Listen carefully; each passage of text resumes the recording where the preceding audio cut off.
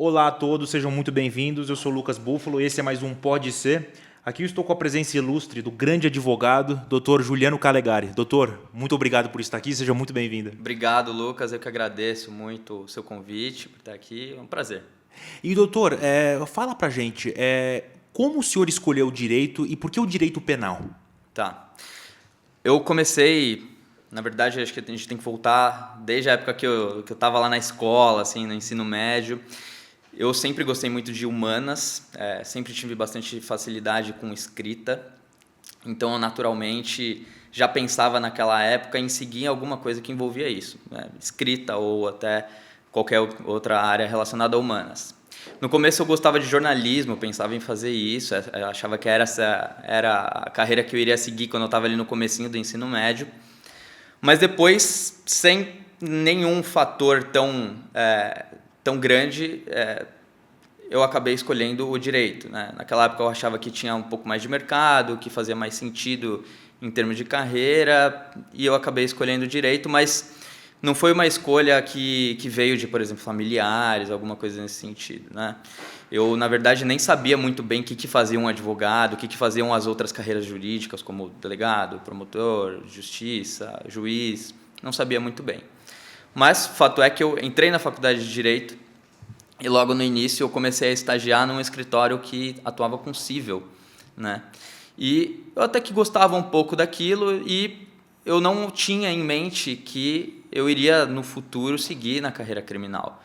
Eu fiquei cerca de 1 ano ali naquele escritório cível, até que então houve um concurso do Ministério Público que foi publicado e eu me inscrevi, acabei passando para entrar como estagiário no Ministério Público e eu fui designado para então trabalhar na 2ª Promotoria de Justiça Criminal daqui da Barra Funda. E foi lá que eu conheci até o meu chefe na época, que é o promotor de justiça, o Marcos Vieira, que até hoje é um grande amigo meu. E, bom, lá na 2ª Promotoria de Justiça Criminal a gente trabalhava com todo tipo de crime, né? Era geral, assim. E eu me apaixonei por aquilo, cara. A gente fazia de tudo. Então, chegavam todas as investigações, eu fazia uma análise do que tinha que fazer, se tinha que fazer algum pedido de diligência para acompanhamento daquela investigação, ou se era caso de arquivamento, ou se era caso de oferecer uma denúncia. Depois que ele virava um processo penal, fazia o acompanhamento também da instrução penal, ajudava a fazer ali as alegações finais do Ministério Público. E cara, aquilo ali para mim foi um amor à primeira vista. Depois disso, eu nunca mais saí do direito criminal, saí do Ministério Público, comecei a advogar e hoje eu estou como sócio de um escritório que só atua com o direito criminal, não só com o direito criminal, né, porque a gente trabalha numa frente ampla que envolve o direito penal, mas a gente tem essa atuação, o escritório se chama Calegari e Papai Ordano, advogados, né? Calegari que vem do meu nome. Um abraço para o doutor Papai Ordano, que já veio aqui. Exato, o Felipe, né? Que já veio aqui, vocês conheceram. Exato. E, bom, no escritório a gente atua, né, com direito penal, seja no contencioso, quando já tem alguma investigação em andamento, ou uma ação penal em andamento, a gente faz essa atuação que é mais clássica, né? Na defesa dos interesses da pessoa que está investigada ou que está sendo processada, ou também até pela vítima, né? Muitas vezes a vítima também precisa de um advogado para ajudar na produção de provas, a gente faz uma investigação defensiva quando é necessário. Mas a gente também atua numa parte que é consultiva, né? Preventiva, atuando em conjunto com algumas empresas, fazendo uma análise de riscos penais ali, o que dá para ela fazer para mitigar esses riscos. Já atua também em parceria com algumas consultorias de compliance, isso é um mercado bastante interessante para a gente hoje. E, por último, a gente também trabalha com o direito administrativo sancionador, porque muitas vezes, a depender da atividade econômica daquela empresa, ela também precisa estar sujeita a uma série de regulações administrativas, né? Então, por exemplo, se você pega no mercado financeiro, o mercado financeiro ele tem uma série de regulações que o Banco Central faz, de know your client, você precisa conhecer quem são os seus clientes, né? Se tem alguma movimentação atípica, você precisa comunicar ao COAF. Se você não faz essas obrigações, não cumpre essas obrigações, você acaba tendo muitas vezes uma sanção administrativa que às vezes é até mais grave do que a sanção penal. Então, a gente acaba oferecendo esse espectro amplo assim, do direito penal para todos os nossos clientes, né? Mas, em resumo, é isso.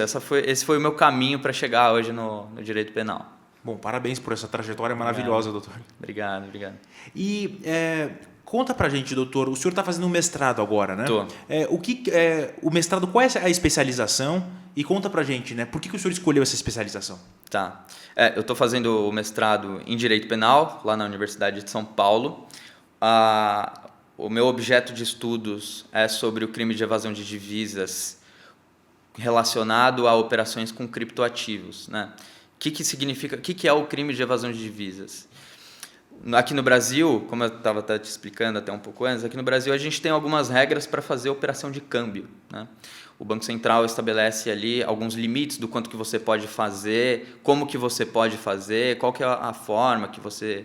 O que você tem que declarar, tudo bonitinho. Se você viola essas regras, você acaba respondendo pela prática do crime de evasão de divisas. Evasão de tirar, sair do Brasil, divisa significa moeda estrangeira ou algum direito de crédito sobre uma moeda estrangeira, né?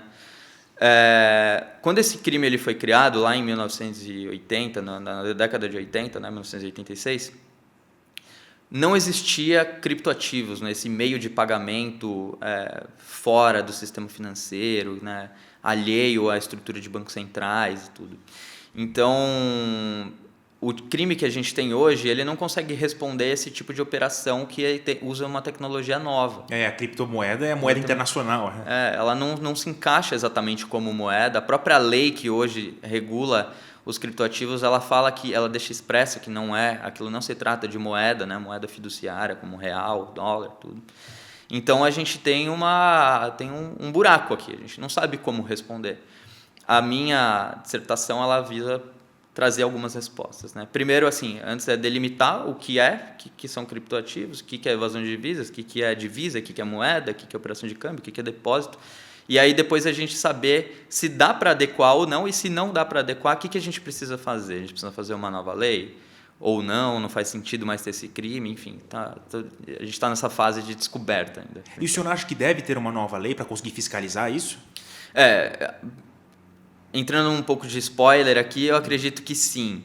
A gente ainda tem alguma... porque assim, a forma de fazer a transação, a operação com cripto, ela é muito ampla, tem muitas formas de você fazer isso. Algumas dessas formas dá para encaixar na lei, mas outras não. Então, para a gente conseguir ter uma adequação maior, a gente vai ter que reformular mesmo a lei. Se a gente achar que realmente faz sentido esse crime e que ele deve ser mantido, a gente vai precisar mesmo fazer uma readequação normativa.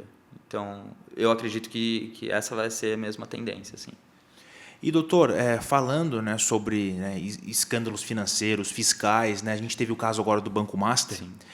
O senhor quer falar o que foi o escândalo do Banco Master, o que foi o caso do Banco Master e como isso implica na nossa economia e na nossa sociedade? Tá. O caso do Banco Master, ele é muito interessante porque ele é muito complexo, ele tem muitas frentes ali, mas assim, tentando resumir um pouco, uma instituição financeira ela trabalha com risco, né? É inerente ao desenvolvimento da atividade financeira trabalhar com risco, né? Quando eu empresto dinheiro para uma pessoa, o risco de eu não receber é inerente à minha atividade, né? Mas a própria legislação entende que esse risco ele também não pode ser desmedido e você não pode atuar com fraude na gestão desses riscos, né? Então, essa é a ideia. Você pode atuar com risco, mas você também tem que ter uma certa parcimônia Tem um gerenciamento de risco. Tem departamento sobre isso. Exato.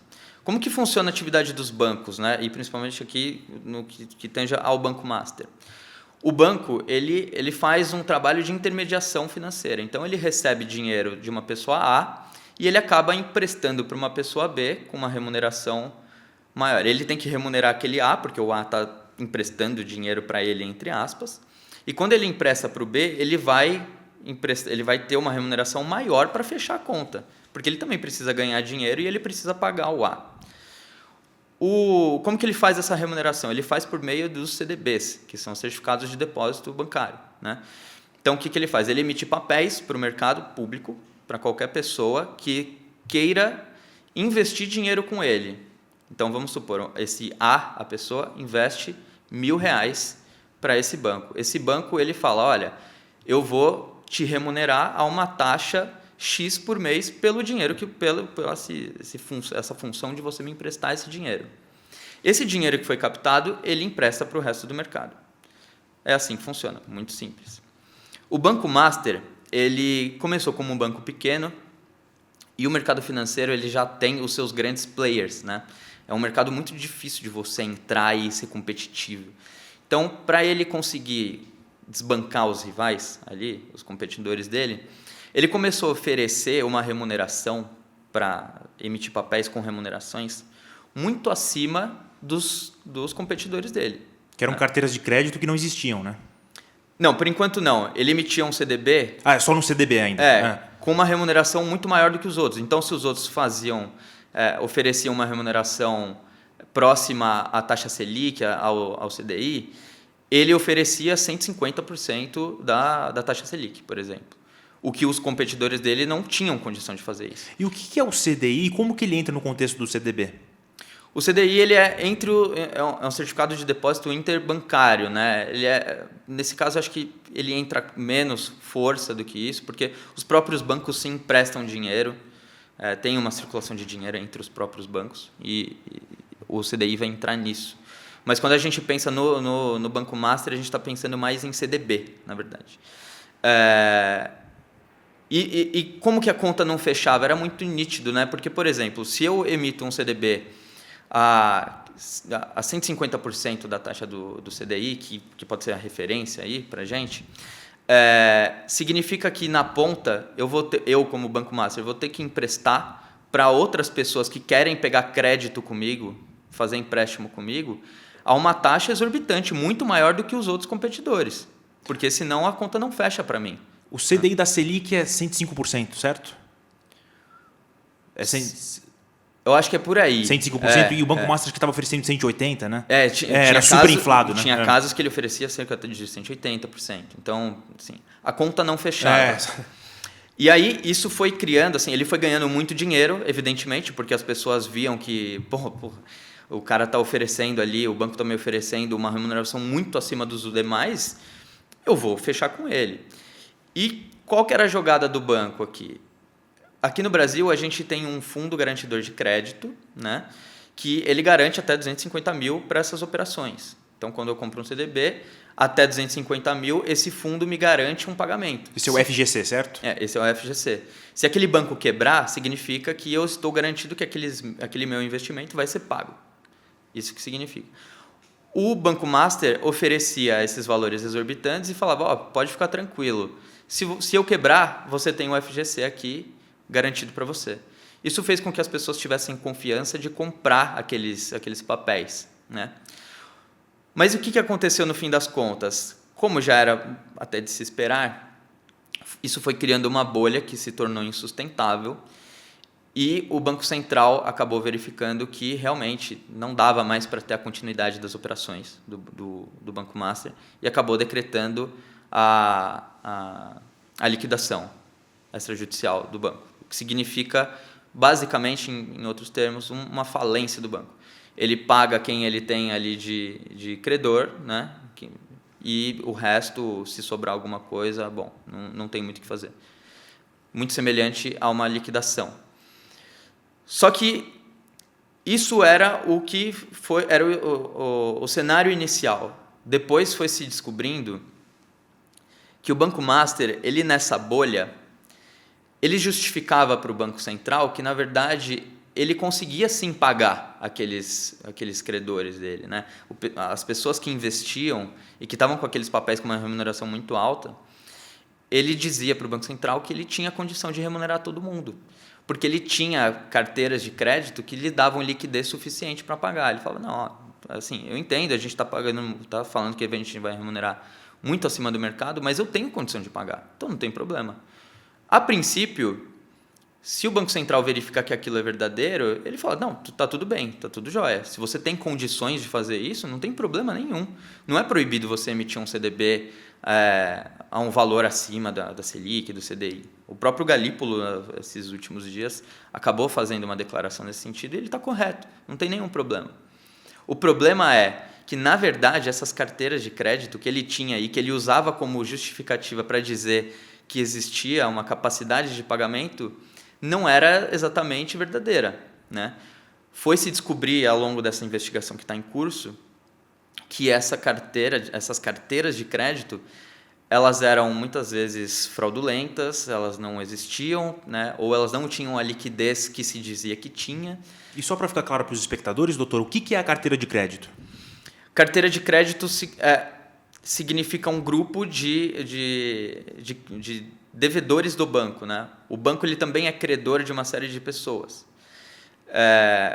Carteira de crédito significa isso. Então, por exemplo, no mercado financeiro é muito comum que eu tenha um grupo de pessoas que me devem dinheiro que vão me pagar, por exemplo, daqui 5 anos. Tá? Mas se eu não quero receber daqui 5 anos, eu posso chegar para uma outra pessoa e falar, olha, eu tenho essa carteira de devedores, né? Eu sou credor. Que serve como uma garantia, certo? Serve Você como uma paga garantia. no futuro. E eu posso vender isso para uma outra pessoa. Ele paga um valor menor, porque daqui 5 anos ele vai receber o valor integral daquilo. O Banco Master ele dizia que ele tinha carteiras de crédito nessa modalidade que tinha alta liquidez. Ele dizia que essas pessoas tinham dinheiro para pagar ele, né? Que ele era credor e que, de fato, essas pessoas iam pagar ele. Um outro falso senso de segurança. No fim das contas, se descobriu que era tudo carteira podre. Essas pessoas que ele dizia que iriam pagar ele não iam pagar, porque, enfim, tá tudo em investigação ainda, a gente não tem dados absolutamente concretos, né? Mas o que se sabe até hoje da investigação é que parte dessas carteiras eram podres, assim, né? Então, acabou acontecendo ali uma situação de que, aparentemente, o Banco Central teria sido ludibriado a acreditar que ele tinha capacidade mesmo para emitir aqueles papéis e conseguir pagar tudo, quando, no fim das contas, não tinha, né? Isso, num primeiro momento, o que significa para fins de direito penal? Isso pode significar, num primeiro momento, uma gestão temerária. Gestão temerária de instituição financeira, ela está prevista lá no artigo 4º, parágrafo único do crime na Lei de Crimes contra o Sistema Financeiro. Ela estabelece que, quando você vai gerir uma instituição financeira, você tem que fazer isso de acordo de uma forma prudente. Você não pode ser imprudente na gestão de uma instituição financeira. É um crime que é bastante criticado, principalmente no nosso meio penal, porque no direito penal você não pode criar tipos penais vagos, né? E o que significa gerir temerariamente uma instituição financeira? A lei não diz. Isso fica um pouco a critério do juiz dizer, da doutrina dizer. Mas o que o judiciário entende e a doutrina entende é que realmente temerário significa quando você ultrapassa os limites da prudência, assim. Você toma riscos acima do permitido, da razoabilidade. O que me parece que seria nesse caso. Se você está emitindo papéis com uma remuneração que você não tem condição de pagar, uma hora isso vai chegar, essa bolha vai estourar e você vai ter que falir e você vai prejudicar todo mundo. Todo mundo que é investidor daquele banco, todo mundo que comprou aqueles seus papéis que não vai conseguir ser remunerado. Cria uma tensão no mercado financeiro que vai além do permitido, né? Então, aparentemente, me parece assim, que daria para a gente ter a prática do crime de gestão temerária. Mas, hoje, com o desenrolar da investigação, e se descobrindo depois que teve mesmo algumas operações de fraude na composição dessas carteiras de crédito que davam liquidez para o pagamento, aí também dá para a gente pensar numa gestão fraudulenta. Gestão fraudulenta significa você gerir uma instituição financeira usando ali nas suas atividades algum tipo de fraude para ludibriar os seus clientes, os seus investidores. E eles criaram meio que uma certa, corrija-me se eu estiver errado, doutor, meio que um esquema de pirâmide, certo? Porque eles pegaram, né, investidores menores para cobrir os riscos maiores, não foi isso? Sim, então. Também teve tudo isso. As operações são diversas, né? Tem muita coisa ali. É uma bola de neve, né, doutor? É uma bola de neve. É uma coisa atrás da outra. Exato. E as operações eram complexas. Então, o dinheiro que entrava ia para um fundo, que era para outro fundo, e depois retornava para a instituição financeira como uma justificativa. Então, assim, havia toda uma engenharia ali financeira para ter uma justificativa depois de que tinha uma liquidez.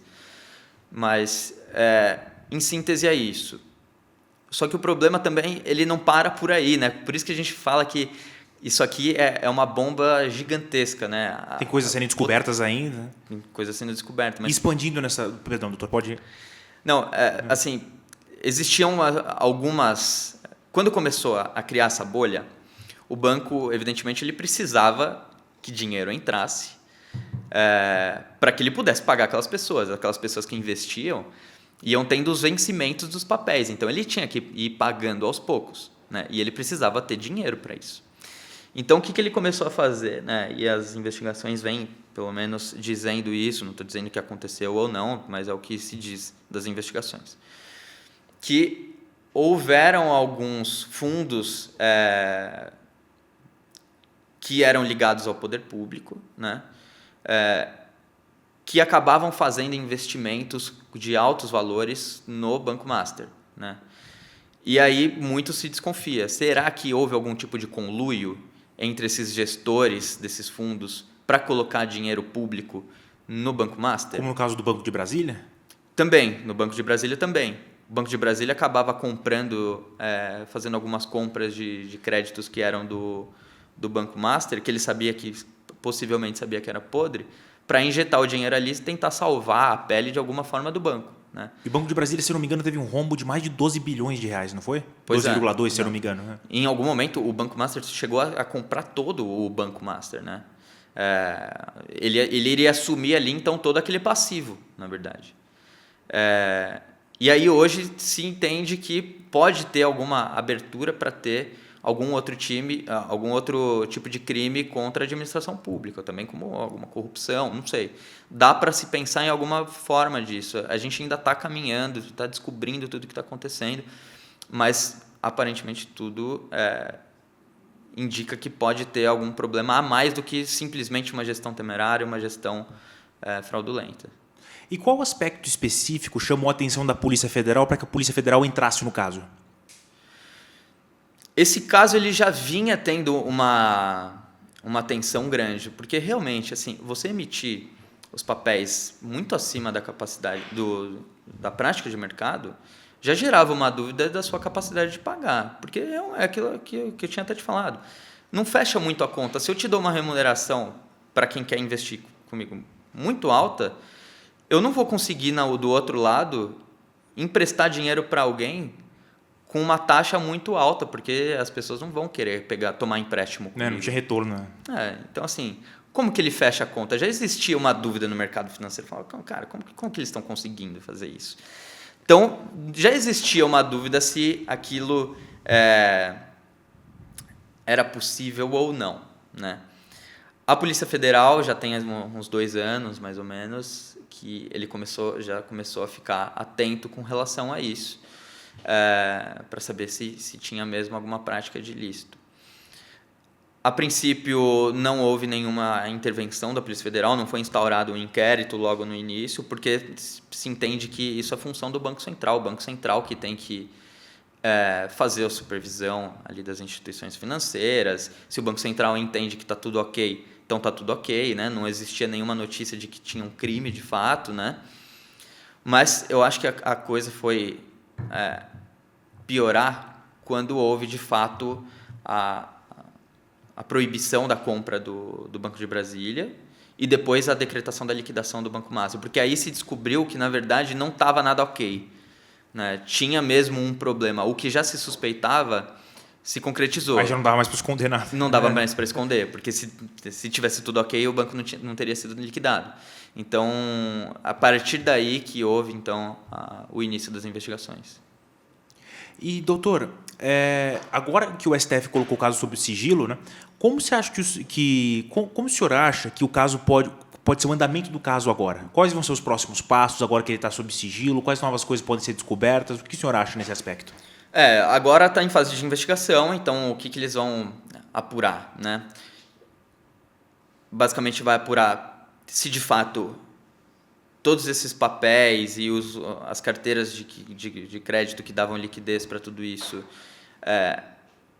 condiz com uma prática de um crime de gestão fraudulenta e gestão temerária.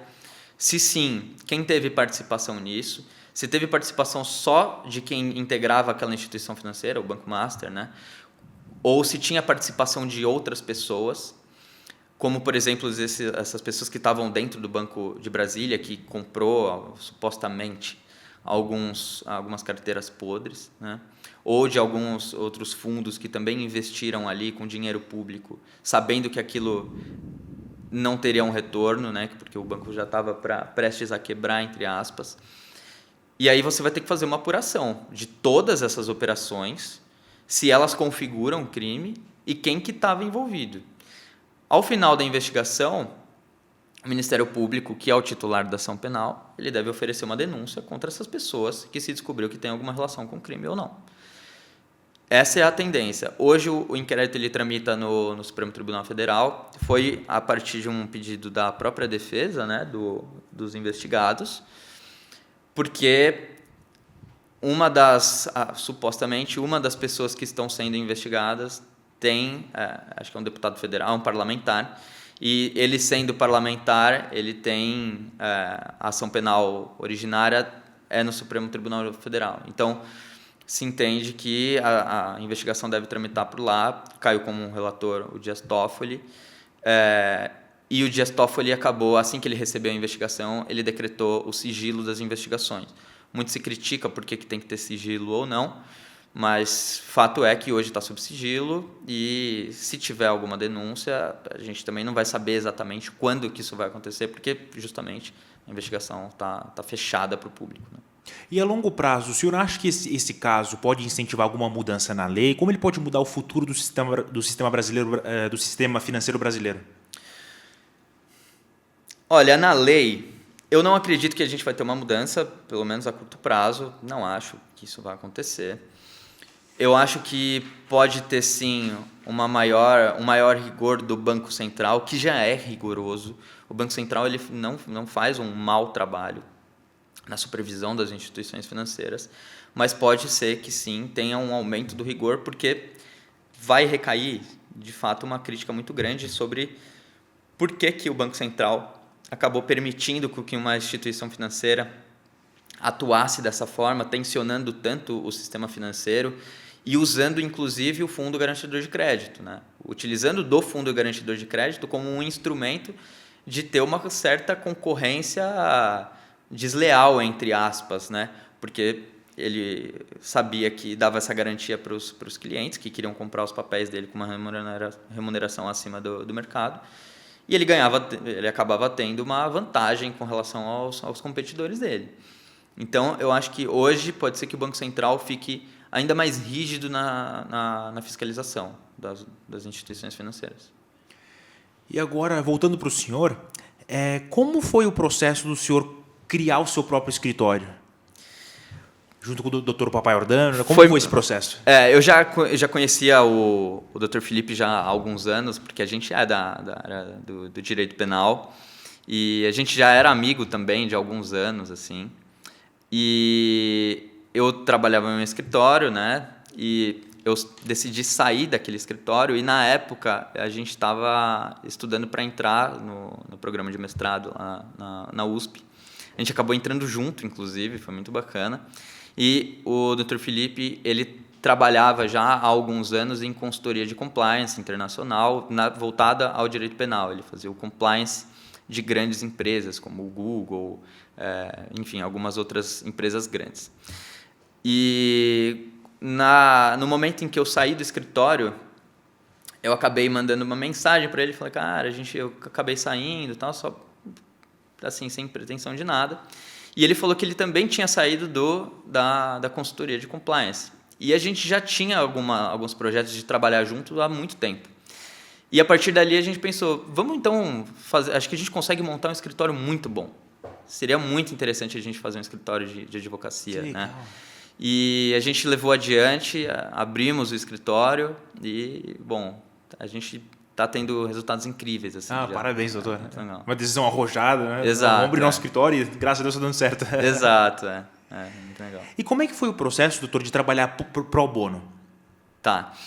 Eu conheço um pessoal que é do Instituto Pro Bono, eles são meus amigos, é uma associação, né, sem fins lucrativos, que ela trabalha pro bono, né, ou seja, trabalha prestando serviços jurídicos gratuitos à população civil, e tem alguns advogados que são voluntários ali, e eu atuo ali como voluntário, eu acabo pegando algumas causas penais, principalmente para egressos do sistema penitenciário. Já atuei algumas vezes com relação a penas de multa. Aqui no Brasil, a gente tem as penas corpóreas, que é a pena de prisão, mas a gente também tem penas de multa. Então, quando você pratica qualquer tipo de delito, na maioria das vezes vai ter a combinação de uma pena de reclusão ou de detenção, que te dá prisão, cadeia, e também você tem que pagar uma multa, né, pela prática daquele delito. Para você ter o cumprimento total da pena, você precisa cumprir o período de reclusão ou de detenção e você também precisa pagar aquela multa. Enquanto você não paga a multa, a sua pena não é extinta. E qual que é o problema disso, né? É que no Brasil a gente tem algumas penas muito altas. Por exemplo, o crime de tráfico de drogas, ele tem uma previsão de uma pena de multa bastante alta. É muito comum a gente ver para pessoas que são de baixíssima renda, uma pena de multa de R$50 mil. Essa pessoa não tem condição de, assim que ela sai do sistema penitenciário, fazer o pagamento dessa multa. E ela não consegue, então, recuperar os direitos civis dela, ela não consegue votar, ela não consegue fazer financiamento, porque o Ministério Público entra com uma ação de cobrança. Isso afeta completamente a vida da pessoa, eu imagino. Consegue, ela não tem conta bancária, não consegue fazer nada. E aí ela não consegue ser reinserida na sociedade, mesmo que ela queira.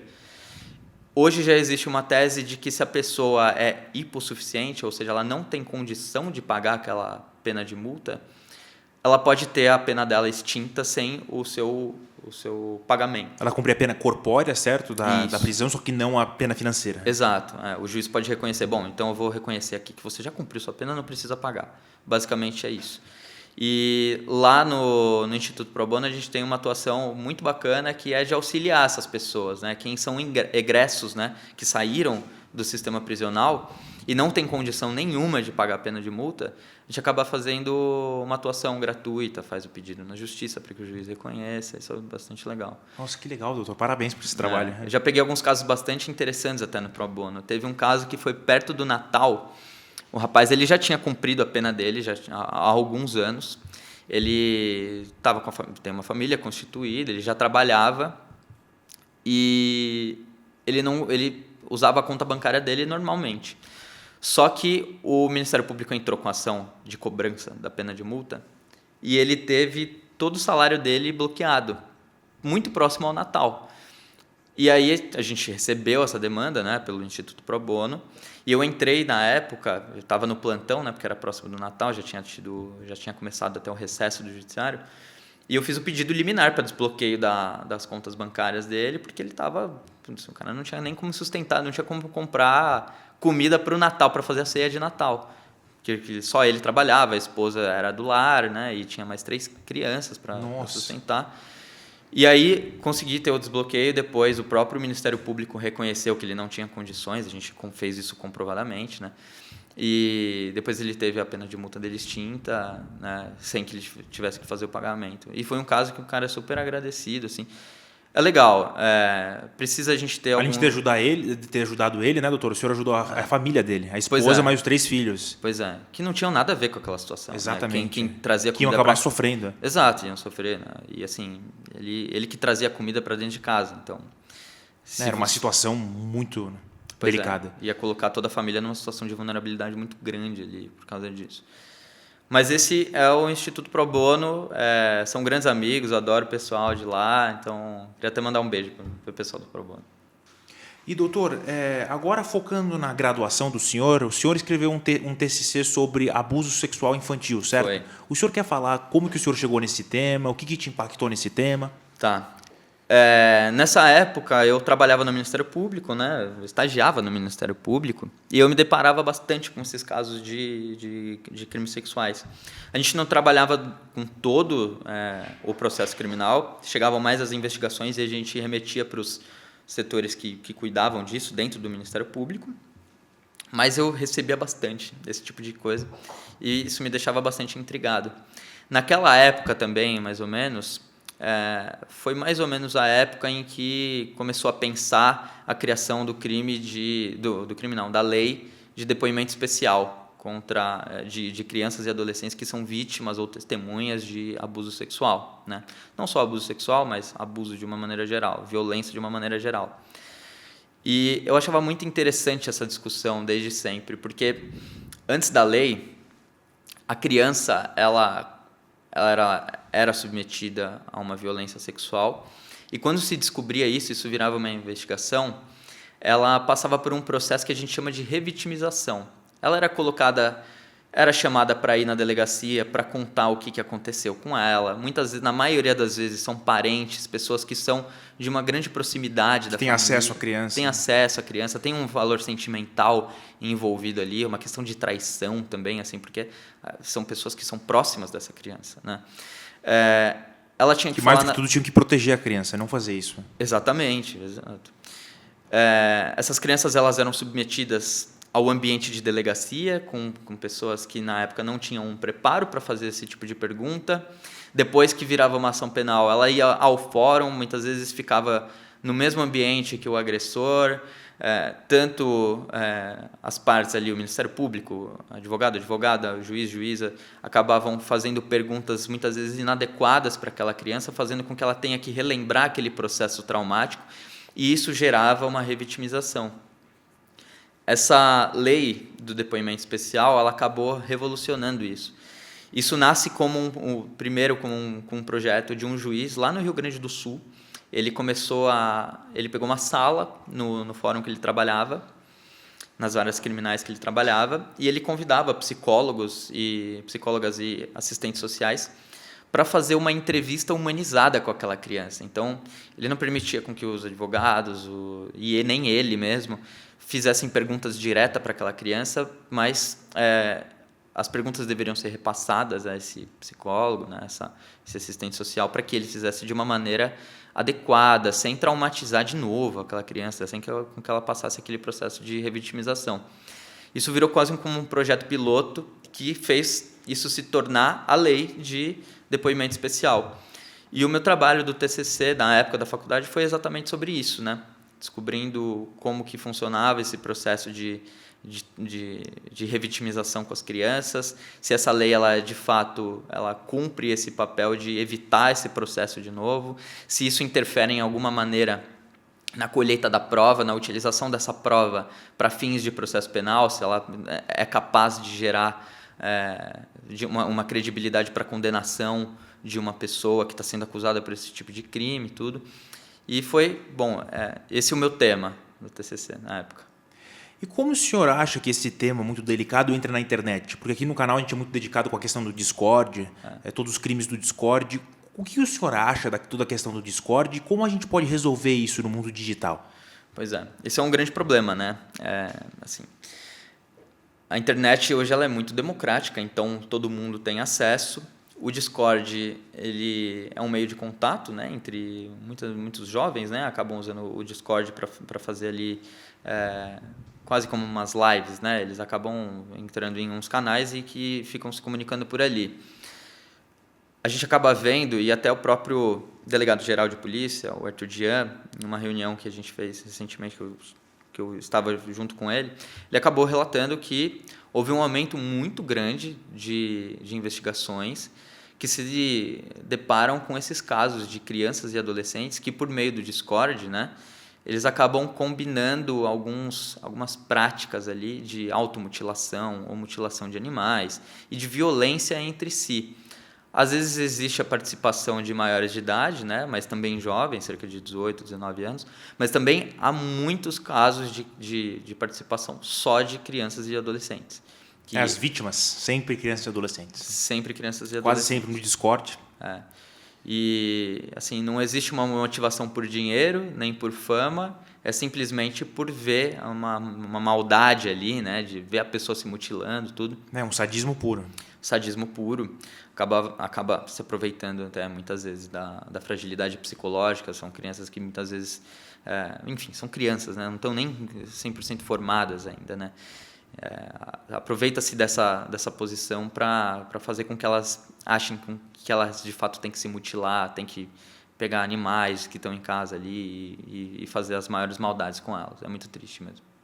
E o que o senhor acha que os pais, né, nós como adultos, os nossos órgãos públicos devem fazer para resolver essa questão, nessa questão digital, de crimes sexuais na esfera digital? Com relação aos pais, acho que a gente tem que pensar que tem que ter um controle maior mesmo. Não foge muito disso, não é tanta novidade, né? Os pais precisam saber o que os filhos estão fazendo na internet. Eu não acho que as crianças elas devem ter total liberdade para usar a internet sem que os pais saibam que elas estão fazendo. Os pais acham que eles estão seguros lá dentro. Exato. Você não sabe o que está fazendo, né? Então, acho que os pais têm que exercer sim um certo controle, saber pelo menos o que as crianças, o que seus filhos estão fazendo na internet. E tem um processo de educação também, né? Para que essas pessoas não achem com que isso caia na normalidade. Isso não é normal. As pessoas não podem aceitar que ser submetida à mutilação é alguma coisa aceitável, né? Um acompanhamento psicológico também é muito importante para que a própria criança entenda por que ela está tentada a fazer esse tipo de coisa, né? Para a própria recuperação do trauma, porque Exato. É um trauma muito grande. É um trauma muito grande, né? A pessoa ser mutilada, ameaçada diariamente por horas. Exato. Assim, o que faz a pessoa aceitar? Ainda mais com 12, 13 anos. Pois é. Em fase de formação. Então, acho que é tudo isso. Não foge muito do que a gente já sabe, assim, né? Mas acho que passa muito por isso. Controle dos pais, educação e até um acompanhamento psicológico. Assim. E os nossos órgãos públicos, as nossas leis, como elas podem mudar? Eu acho que, assim, do meu ponto de vista criminal, eu acho que o direito penal não é solução. Até porque o direito penal ele não serve para prevenir muitas vezes a prática de um crime. Não é porque aquilo está tipificado numa lei penal que as pessoas vão necessariamente deixar de fazer. Principalmente uma criança, né? Porque criança e adolescente não pratica crime no Brasil, ele pratica um ato infracional. Crime só existe para quem tem 18 anos ou mais, porque se entende que aqui no Brasil as pessoas menores de 18 anos elas ainda não são formadas completamente como cidadãos, né? Não tem esse aspecto da cidadania formada ainda 100%. Elas ainda estão em uma fase de construção da própria vida ali. Então, se entende que o ato infracional, aquela pessoa violou uma regra da sociedade, mas ela não deve ser submetida a uma pena, ela não deve ser punida por isso. Ela deve ser submetida a um regime de educação, né, social melhor, né? E isso que é o que as crianças e os adolescentes vão para a justa causa. Para a Fundação Casa? Para a Fundação Casa. Então, enfim, é por isso que eu não acho que o direito penal ele vai responder esse tipo de caso. Eu acho que os órgãos públicos eles devem trabalhar de uma forma multidisciplinar, né? Então, auxiliando esse processo de educação, de oferecimento de um acolhimento para essas pessoas que, quando se descobre que elas são vítimas desse tipo de delito, deve ter uma rede de apoio, né? Seja da psicologia, seja de outras coisas que faltem para essas pessoas. Muitas vezes ela não tem uma estrutura familiar adequada. Isso é um grande problema, muitas vezes. A pessoa tenta achar acolhimento na internet, em alguns fóruns, em alguns sites que não necessariamente vão ser melhor para ela. Exato. Pode ser ou não, né? O caso do Discord provou as piores barbáries possíveis. Então, o atendimento multidisciplinar é essencial nesses casos, assim. E aí o governo acho que o Estado consegue ajudar dessa maneira. E, né, falando agora de um caso internacional, né, o caso do Epstein, que envolveu muitos casos de pedofilia, o que o senhor acha disso? E como o direito internacional entra nisso? O direito internacional ele vai entrar... Porque envolve vítimas de muitos países, né? Algumas são brasileiras até. Pois é, algumas são brasileiras. O direito internacional ele acho que ele pode entrar mais se tiver algum tipo de tráfico humano aí, para fins de pegar algumas pessoas que eram de outros países que sejam levadas para os Estados Unidos, eventualmente, para que elas sejam submetidas a uma situação sexual lá, forçada, tudo. Mas me parece que é mais uma questão interna mesmo, do direito interno, do direito penal do próprio Estados Unidos ali. Eu não sei dizer exatamente como que funciona lá, assim, para te dar uma resposta adequada de qual que é a pena, qual que é o processo, como que vai funcionar lá. Mas me parece que é um caso que envolve, de fato, estupro de vulnerável, muitas vezes. Muitos menores, sim. Muitos menores que estão ali. Não sei exatamente também como que é a condição de cada lei, porque cada lei nos Estados Unidos, cada estado tem um regramento sobre idade, de quando que se considera vulnerável ou não, por um critério de idade. Mas me parece que, de uma maneira geral, é isso. Um caso de estupro de vulnerável mesmo, ou outras situações análogas. E nos casos de abuso, doutor, o senhor quer falar um pouco mais, né, sobre a diferença do depoimento especializado e do depoimento comum? Tá. O depoimento comum é assim, no judiciário, chega um determinado momento em que o juiz que vai julgar aquele caso, ele marca uma audiência de instrução e julgamento, em que comparecem as partes, né? Comparece o advogado, o Ministério Público, o juiz, a juíza, e as partes que estão relacionadas àquele caso. Então, a vítima, o acusado, eventuais testemunhas, peritos, se for o caso, tudo. E ele vai ouvir, esse juiz, essa juíza vai ouvir essas partes, vai ouvir também a defesa e o Ministério Público e vai julgar o caso, né? Essas perguntas, elas são feitas tanto pelo Ministério Público, tanto pela defesa e, ao final, se o magistrado também tiver alguma dúvida para complementar, ele também pode fazer essas perguntas diretamente para as partes, para as testemunhas, para o réu, para a vítima. E quem faz é o promotor e o advogado de defesa ou pessoas mais especializadas para fazerem perguntas? Como é que... Não, na audiência comum é direto. É direto? É o Ministério Público, é o promotor, é o advogado, é o juiz que faz. Ah, certo. As perguntas direto para a pessoa. Tá? No depoimento especial, muda um pouco esse cenário justamente pela intenção de não submeter essas vítimas em um processo de revitimização. Então, como que ele vai funcionar?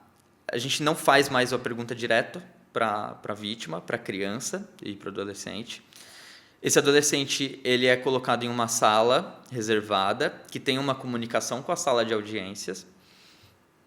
E quem vai estar ali com a criança e com o adolescente é um psicólogo do tribunal ou um assistente social. E existem alguns protocolos de atendimento dessa criança e adolescente que é vítima de abusos, né? No primeiro momento, ele deve fazer um certo approach ali, ele tenta conversar sobre outros assuntos com a criança para que ela fique confortável, né, se sinta acolhida de uma certa maneira. E a partir do momento em que ela está mais tranquila, que ela consegue falar, a pessoa que está conduzindo a entrevista, ela deve fazer perguntas amplas, abertas. Ela não pode induzir a criança e o adolescente a responder de uma determinada forma. Então, ela deve falar, você se lembra do que aconteceu no ano tal? E aí a criança tem que falar... Perguntas mais evasivas, né? Sempre abertas, assim. E a criança que tem que desenvolver aquilo, ela que tem que falar. Você não pode dizer, você lembra que o fulano passou a mão em você? Porque se você falar isso, muitas vezes você acaba induzindo com que ela responda. E existe um processo muito interessante que a própria psicologia do testemunho nos ensina, é que a nossa memória ela não é como uma câmera fotográfica ou uma filmadora, né? Você não é que você filma e você consegue dar um replay depois lembrar exatamente igual tudo aconteceu. A nossa memória ela é muito elástica. Então, ela é submetida, muitas vezes, a formas de alteração. E ainda mais criança, né, doutor? Porque se o trauma foi muito forte, a mente tenta apagar. Exato. Tenta apagar. E se você induz uma certa resposta, você consegue criar uma falsa memória naquela criança. Ela começa a lembrar algo que não aconteceu como se tivesse acontecido. Não existe nenhuma maldade da criança, não é que ela quer prejudicar ninguém, mas aquela memória dela foi comprometida. Então, se você não faz uma entrevista de uma maneira adequada, você perde a confiabilidade naquela prova. Esse é o grande problema. Então, por isso que se deve fazer perguntas amplas, né? Deixar a criança falar de uma forma tranquila, sem induzir nada. As partes podem perguntar, podem fazer perguntas, mas elas não fazem perguntas diretas. Elas passam as perguntas que elas têm para o psicólogo, né, judiciário ou para o assistente social, e aí ele faz da maneira mais adequada. É quase que uma tradução, assim, né?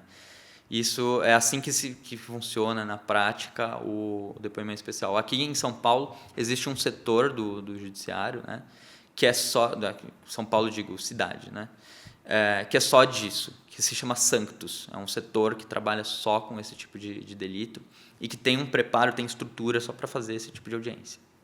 Isso normalmente é assistentes sociais ou psicólogos, certo? Exato. Contratados da estrutura mesmo do tribunal. Eles têm um treinamento desses protocolos de entrevista. É um pessoal muito bem preparado, muito sério. É que eu imagino deve ser bem difícil. Né? Que não tem como prever a mente de uma criança. Então... E a própria sala, eu já fui algumas vezes, e a sala que vai ter o acolhimento da criança, ela é uma sala que faz com que a criança não sinta que ela está num fórum criminal. É uma sala que tem brinquedos. Lúdica. Lúdica. Muitas vezes eu já vi irem até alguns palhaços, assim, esse pessoal, para descontrair a criança. A ideia é fazer com que ela não fique na cabeça dela com que ela tenha... Que ela esqueça o trauma. Naquele momento, aí depois, naturalmente, ela chega lá, se for chegar lá. Exato. Em algum momento ela vai querer, se ela quiser falar, ela vai falar sobre aquilo, mas ela não vai ser forçada a dizer ali, né? E, doutor, voltando um pouco para o Banco Master, como você avalia, doutor, o impacto econômico desse caso? Porque, assim, o Banco Master é um banco, eu diria, médio porte, certo? É um banco de médio porte. Se fosse um banco maior, o impacto na economia seria muito maior, assim, mas, assim, como é que o senhor avalia o impacto econômico do Brasil no caso do Banco Master? O impacto, ele é relevante, porque... Bom, primeiro que a gente tem o Fundo Garantidor de Crédito, que eu não me lembro agora exatamente as cifras, mas eu acho que são cerca de 40 bilhões de reais que foram desembolsados para pagamento das pessoas que compraram os papéis ali e que estavam dentro daquele limite de 250 mil. Houve um estressamento ali do Fundo Garantidor, porque ele tem um caixa, né, que é alimentado pela rede de instituições financeiras. Toda instituição financeira tem que dar um valor ali para o Fundo Garantidor para sustentar o próprio sistema, né, para que ele tenha dinheiro para pagar se isso acontecer, por exemplo. Mas é uma grande saída de dinheiro, então houve sim um estressamento. Mas não dá para a gente desconsiderar que isso abala assim, toda a estrutura do sistema financeiro. Não acho que é um grande abalo que significa que a gente tem que repensar o sistema financeiro. Eu não acho que isso seja verdade, até porque tudo que era previsto de salvaguarda está sendo, até então, usado de uma maneira adequada como previsto para situações de crise, né? Mas eu acho que, e acho que eu até cheguei a falar isso, eu acho que o Banco Central agora vai ficar mais atento a esse tipo de prática, né? O uso do FGC como instrumento para captação de rendimentos, eu acho que vai estar um pouco mais difícil agora, né? Não era tão fácil antes, apesar de a gente ter visto esse caso do Banco Master, mas eu acho que agora vai ficar cada vez mais difícil. A vigilância, a fiscalização... A vigilância vai ficar mais forte. Acho que sim. Através do Banco Central, realmente. Sim, acho que sim. E o senhor acha que teve algum trabalho dentro do Banco Central? Pode ter tido, assim? Junto com o Banco Master? A gente teve uma mudança da presidência do Banco Central, pelo que se vê, né, de vazamento de informações. Me parece que houve uma certa condescendência de parte do Banco Central em algum determinado momento nessa fiscalização, mas não dá para a gente ter uma certeza se teve participação ou não. Justamente assim, eu nem poderia dizer porque eu não tive acesso aos autos para dizer isso, né? O processo, o inquérito, ele ainda está sob sigilo, então a gente nem tem essas informações por hora, né? Mas se houve mesmo uma condescendência com relação a isso, né, uma vista grossa, de uma certa forma, Acho que isso é muito grave, né? Porque olha o tamanho do rombo que isso faz no sistema financeiro, né? E o grau de estressamento, né? O sistema financeiro, ele para funcionar bem, ele tem que estar funcionando sem grandes traumas, sem grandes abalos, assim. E quando vem essas informações, todo mundo acaba perdendo um pouco, assim, porque fica uma desconfiança do mercado, os investidores ficam com medo de colocar dinheiro porque vai que ele não recebe depois de volta. Então isso tudo é muito prejudicial para o sistema financeiro. Ele tem que funcionar numa certa estabilidade. Se o Banco Central, uma promessa de retorno. Exato, né? Se o Banco Central não está fazendo o seu trabalho direito, aí é um grande problema. Mas hoje não dá para a gente ter uma certeza disso, por enquanto. E, doutor, o senhor sabe, né? Tem um número assim, quantos clientes foram afetados assim pelo Banco Master? Eu não sei dizer quantos que foram afetados, aí eu teria que fazer uma pesquisa um pouco melhor para te dar essa informação. Mas eu sei que, pelo que eu vi da última apuração, foi cerca de 40 bilhões de reais que foi desembolsado para pagamento dessas pessoas físicas. Eu, inclusive, tenho diversas pessoas do meu ciclo próximo que... E com 250 mil do FGC, isso implica o quê? Talvez mais de 150 mil? Teria que fazer a conta aí. Sim, por aí, né? Então, Exato. é muita gente, É muita né? gente. Quando o senhor falou 40 bilhões de reais, eu falei, meu Deus, milhares e milhares de pessoas. Muita gente. Meu Deus. Isso das pessoas que tiveram o retorno do dinheiro porque eles tinham investimentos até 250 mil. Porque tiveram muitas pessoas que investiram muito mais do que 250 mil e que talvez nem consigam ver a cor desse dinheiro. E aí que é o problema maior, né? Porque quem está segurado, bem ou mal vai receber. Mas quem não está segurado, quem investiu mais do que 250 mil, pode ser que de fato perca dinheiro, investiu dinheiro e não vai conseguir mais esse dinheiro. É um caso parecido, não sei se tão ruim, mas próximo ao caso da Enron nos Estados Unidos. Que muitas pessoas fizeram investimentos da vida toda e perderam milhões de dólares. Assim, pessoas perderam a aposentadoria, pessoas perderam a casa. Foi um negócio... quando a Enron quebrou. Se eu não me engano, a Enron quebrou acho que em 2001, 2000, por aí. Foi o início do século. E a gente já viu algumas crises financeiras, né? Eu até no meu tema a dissertação de mestrado, como ela envolve criptomoedas elas nasceram a partir daquela publicação daquele paper do Satoshi, né? Que propôs a criação da utilização da tecnologia blockchain para a criação de uma moeda que no fim era o Bitcoin, né? Essa proposta dele nasce ali em meados de 2008, logo num momento em que os Estados Unidos tinham passado, a partir de 2007, por uma crise da grande recessão, da bolha, a crise do subprime, imobiliária nos Estados Unidos, que gerou também uma tensão muito grande nos sistemas financeiros mundiais, né?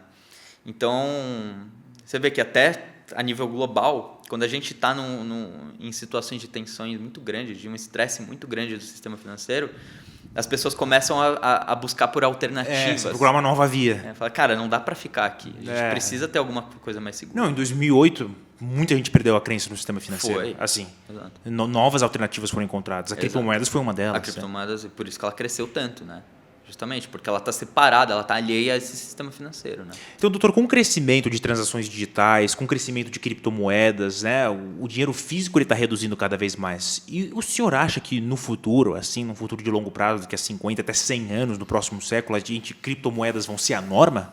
É o que muitos teóricos dizem, né?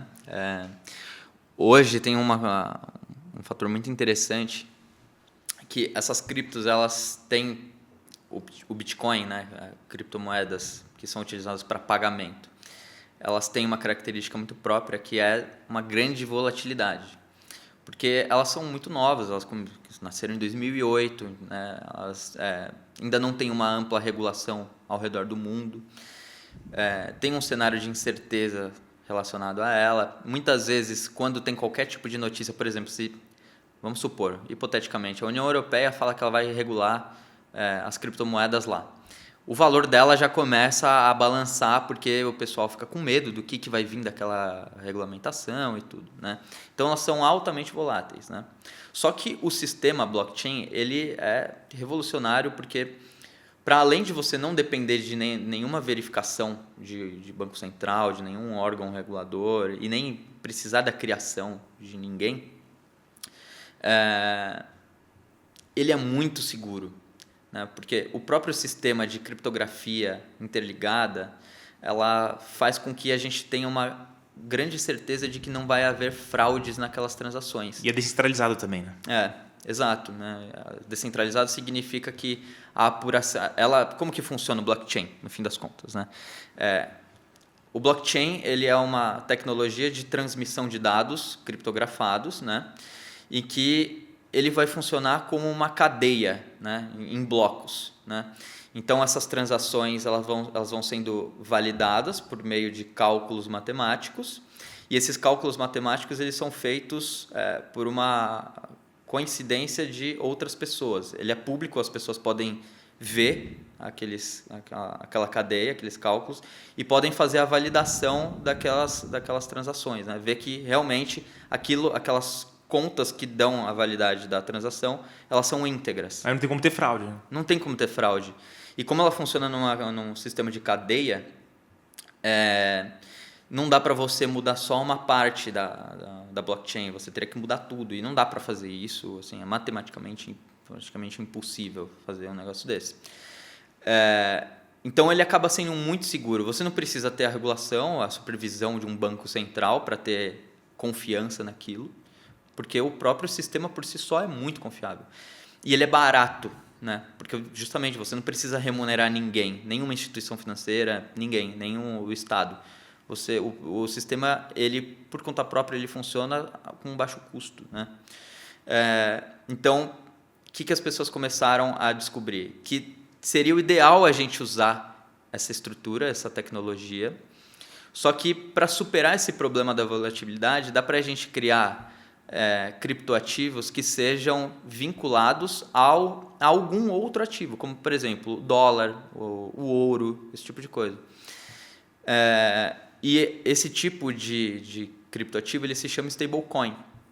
Hoje no Brasil, a gente fica pensando muito no Bitcoin, mas o próprio Galípolo, que é o presidente atual do Banco Central, já declarou que cerca de 90% das operações com criptoativos no Brasil são de stablecoins. Então, as pessoas compram moedas, criptos que são lastreadas em dólar, são quase como o dólar, e que elas transacionam, e se a pessoa ali, o titular daquela stablecoin, quando ela quiser trocar aquilo pelo correspondente, ela troca. Tudo validado por blockchain. Tudo validado por blockchain. É uma opção muito mais barata e segura para você fazer transação, principalmente transação internacional, e que te dá a mesma segurança do que você transacionar em dólar. A ideia é que, e não precisa ser só dólar, como eu disse, pode ser ouro também, por exemplo. Muito se diz que, ao longo dos próximos anos, isso vai substituir o nosso sistema de pagamentos. Talvez salários vão ser recebidos em Bitcoin, certo? Hoje, assim, para comércio exterior já é mais avançado, já tem um volume maior. Mas para o dia a dia, na prática, assim, para o cidadão comum, ainda não dá para a gente dizer que isso é uma realidade. Você não consegue ir na padaria, no mercado, e comprar com uma criptomoeda. Sim, mas não funciona. Talvez daqui a 50 anos seja normal. Talvez daqui a 50 anos, sim. Ninguém imaginava cartões de crédito ou pagar com relógio há 100 anos atrás. Pois é. Menos, né, do que isso. Menos. Cartões de crédito, eles têm mais ou menos 90 anos, mais ou menos. Então. Pois é. Até pouco tempo atrás, todo mundo usava dinheiro. Se pagar no celular. Dinheiro. Exato, Nem cartão hoje usa, né? Então o cartão é obsoleto, né? Exato, o cartão já é obsoleto. Então. E fazendo uma pergunta bem especulativa aqui, doutor, como a inteligência artificial pode entrar nisso? Não só na questão do blockchain ou das criptomoedas, mas na própria questão bancária mesmo. Como ela pode regular e gerenciar o sistema financeiro? Porque a IA está quase em tudo agora e ela mal começou. Como é que o senhor acha que o futuro da IA pode entrar no sistema financeiro? A inteligência artificial ela acaba sendo uma grande aliada, muitas vezes até na apuração de lavagem de dinheiro. Vou te dar um exemplo. Aqui no Brasil, a gente tem uma unidade de inteligência financeira que é o COAF, que é vinculado até ao Banco Central, né? O COAF, como que ele funciona? Ele acaba recebendo algumas informações das instituições financeiras, não só de instituição financeira, mas principalmente delas, sobre operações que sejam atípicas. O que significa atípica? Então, por exemplo, uma pessoa ela recebe uma média normal de dinheiro e em um determinado momento ela começa a ganhar um dinheiro muito além do que normalmente ela vinha recebendo isso é enviado para o COAF para que o COAF veja se existe um indício ali de prática de lavagem de dinheiro, porque a lavagem muitas vezes funciona assim. O COAF, então, ele faz o processamento de uma grande quantidade de dados, né? Porque, imagina, assim, no Brasil, se toda instituição financeira mandar uma média ali de um caso por dia, por exemplo, você vai ter uma porrada de casos. Só que a gente não recebe uma comunicação por dia das instituições financeiras, você recebe muitas, né? Milhões. Então, para você fazer uma análise disso, você vai ter que ter o auxílio de uma inteligência artificial. Hoje está muito em debate isso, porque o COAF ele conta com uma equipe muito reduzida. Hoje ele está sob a presidência do Ricardo Saad, né, que é um delegado de carreira bastante competente, mas ele mesmo já até declarou que o COAF ele tem uma estrutura muito enxuta. O COAF não tem servidores de carreira, não são pessoas que fizeram concurso para isso, eles são profissionais que são emprestados de outras áreas, na maioria das vezes do próprio Banco Central, e eles têm um sistema informatizado de 1999. Eles usam hoje a inteligência artificial para ajudar a fazer a análise desses dados que eles recebem aos milhões, aos montes, mas ainda está tudo, tudo ainda pode ser aprimorado, né? E a inteligência artificial, sem dúvida, é o maior aliado nisso, porque por mais que você aumente a equipe do Banco Central, do COAF, você vai precisar ter uma inteligência artificial para que você dê conta de apurar tantas informações, né? Então, respondendo a sua pergunta, eu acho que a inteligência artificial para o sistema financeiro e para o direito penal, ela tem uma suma importância, principalmente nessa fase de investigação e análise de dados. Isso é essencial. E, doutor, né, baseado na especialidade do senhor, né, como funciona, doutor, a lavagem de dinheiro? Tá. A lavagem de dinheiro, ela funciona assim. Sempre que você tiver um ganho de capital pela prática de um crime, então vamos supor que uma pessoa, muito clássico, vende droga e ela recebe dinheiro daquela droga. Ela precisa fazer com que, para que ela possa gastar esse dinheiro de uma forma legítima, sem despertar suspeita de ninguém, ela faz um processo de ocultação, de dissimulação desse dinheiro, né, de como esse dinheiro chegou nas mãos dela, para que então se evite ter algum tipo de suspeita de que aquele dinheiro é oriundo, no fim das contas, da venda de drogas, de entorpecentes. E essas operações de dissimulação, elas são feitas de diversas formas. Então, é muito comum, por exemplo, uma pessoa abrir um CNPJ, emitir nota fiscal fria e justificar que aquele dinheiro que ela ganhou, que no fim das contas ela ganhou com a venda de drogas, na verdade foi por um serviço prestado que ela prestou para alguma outra empresa laranja, esse tipo de coisa, né? Isso significa, de uma maneira mais clara, o crime de lavagem de dinheiro. É você ocultar e dissimular a origem daquele dinheiro que é ilícito, né? A partir do momento que você faz isso, você reintroduz esse dinheiro na economia formal e pode usar ele de uma forma não suspeita, né? Essa é a ideia do crime de lavagem de dinheiro.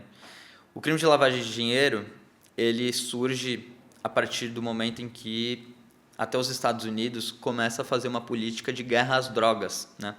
Porque esse combate às drogas acabou descobrindo que os grandes cartéis de drogas, eles têm uma motivação unicamente de dinheiro, eles não têm uma motivação não existe uma motivação política, nem nada do tipo. É unicamente patrimonial, eles querem lucrar com isso. É uma indústria trilionária. Exato.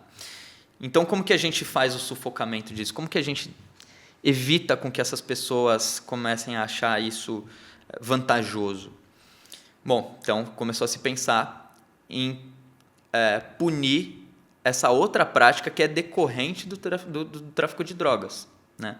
Então, o crime de lavagem de dinheiro, ele nasce nesse contexto da guerra às drogas, que vem dos Estados Unidos e depois ele acaba assumindo uma rede global, porque se entende que também esse dinheiro ele não fica atrelado a uma unidade nacional, ele acaba circulando o mundo inteiro. Então não adianta nada eu só um país ter uma regulação de combate à lavagem de dinheiro quando os outros ao redor não fazem. Então o mundo inteiro começou a criar leis para isso, né? Para prevenção à lavagem de dinheiro. E um criminoso pode cometer um crime num país e abrir um negócio em outro. Exato. Assim. Exato. Isso nasceu num primeiro momento, com relação ao tráfico de drogas. Só que se entendeu que existem mais uma diversa quantidade de crimes que te trazem uma remuneração financeira. Então a lavagem de dinheiro ela deixou de ser só vinculada ao tráfico de drogas, ela passou a ser vinculada a qualquer tipo de crime antecedente que gere uma remuneração. Se você ganha dinheiro com algum tipo de crime e você faz alguma operação para dissimular e ocultar a origem daquele dinheiro para usar depois ele na economia formal, você vai estar praticando lavagem de dinheiro. É isso que significa na prática. Excelente, doutor. E aqui uma última pergunta para encerrar, doutor. Conta para a gente, né, voltando, né, na sua carreira pessoal, tudo, quais são os planos do senhor para o futuro? Como o senhor quer deixar o seu legado no direito penal? Eu tento sempre... Assim, a nossa ideia é, claro, trazer um trabalho que seja eficiente para o cliente. A gente tem a nossa primazia de resolver os problemas dos nossos clientes porque eles nos procuram no momento mais delicado da vida deles. Muitas vezes eles estão envolvidos em uma investigação, em uma ação penal. São pessoas que muitas vezes também não estão tão acostumadas a isso. Então elas estão vulneráveis, seja na condição de vítima, seja na condição de investigado E a vulnerabilidade financeira, como o senhor falou, né, com as multas. Exato, também. Então a gente sempre tenta ser eficiente e resolver o problema, mas a gente também tenta ao máximo ser humano com aquela pessoa que está passando por aquele problema. E a gente não pode deixar com que aquela pessoa fique desamparada. Essa que é a principal função do advogado. O advogado tem que ser o maior parceiro daquela pessoa, porque muitas vezes, assim, eu já lidei com inúmeros casos de pessoas que são, de fato, inocentes e que estavam sendo acusadas injustamente, né? Então, se você não é um aliado daquela pessoa, ela não tem mais ninguém, porque tem o Estado contra ela, o Ministério Público contra ela, o Judiciário contra ela. Então, fica muito difícil. A pessoa realmente fica se sentindo desamparada. O nosso maior legado, eu acho que é deixar essa imagem, assim, de que a gente, de fato, é um grande parceiro do cliente. A esperança, a luz no fim do túnel. Exato. Então... ia fazer um bom trabalho, assim, no fim das contas, né? Não foge muito disso. Assim. E expandindo um pouco mais, doutor, quais são as maiores dificuldades que o senhor tem no processo do dia a dia? Sejam eles burocráticos, jurídicos? As dificuldades são inúmeras, assim. Como o senhor falou do caso do promotor muito duro, naquele caso. Exato. A gente se depara com todo tipo de coisa, assim. Violação de prerrogativas dos advogados é algo que, infelizmente, a gente ainda vê muito. Distrato com o advogado, vedações de acesso aos autos, por exemplo, é coisa que ainda hoje a gente vê isso. O delegado que não quer liberar acesso a uma investigação a um advogado, o judiciário que também não deixa fazer esse tipo de coisa, juiz que não quer despachar, não quer atender com um advogado. A gente acaba sempre tendo boa relação com o pessoal para também a gente conseguir ter acessos a isso, né? Mas a gente ainda vê que existe muita violação de prerrogativas dos advogados. O que eu vejo é que existe muito advogado, principalmente os que estão na OAB, em grupos de prerrogativa, de proteção às prerrogativas, né? São muito engajados em fortalecer o próprio grupo e ajudar. Isso é muito importante, a gente não pode ficar desunido nesse sentido. E o que não pode faltar mesmo, assim, é um grande bordão, mas isso é verdade, não pode faltar coragem para o advogado. Não dá para você se amedrontar quando você tem alguma violação, seja de um direito do advogado, seja de algum direito do seu cliente. Você não pode se amedrontar. O advogado ele precisa se impor, claro que educadamente, né? Sabendo os seus direitos e os direitos do seu cliente, mas ele tem que se impor. Não pode ficar com medo de atuar. Então, Que conflito sempre vai ter. Né? sempre vai ter, né? E o advogado erra, mas o outro lado também erra muito. E quando a gente se depara com um erro que vai prejudicar o nosso cliente, a gente tem que se impor. Não dá para ter medo nesses momentos. Lutar pelo cliente mesmo. Sim, exato. Excelente, doutor. Doutor, parabéns por toda a sua trajetória incrível, por todo o seu conhecimento, né? Esclarecendo todos os escândalos do Banco Master também. A gente também entrou no caso do Discord, casos de abuso, né? Casos de saúde mental das crianças, dos adolescentes, tudo isso. Então, bom, parabéns por toda a sua trajetória e muito obrigado por essa entrevista incrível. Show, obrigado. Bom, doutor, mais uma vez, muito, muito obrigado. E esse foi o Pode Ser com o nosso grande doutor, nosso grande advogado, doutor Juliano Calegari. Isso aí. Muito obrigado, doutor. Valeu, obrigadão.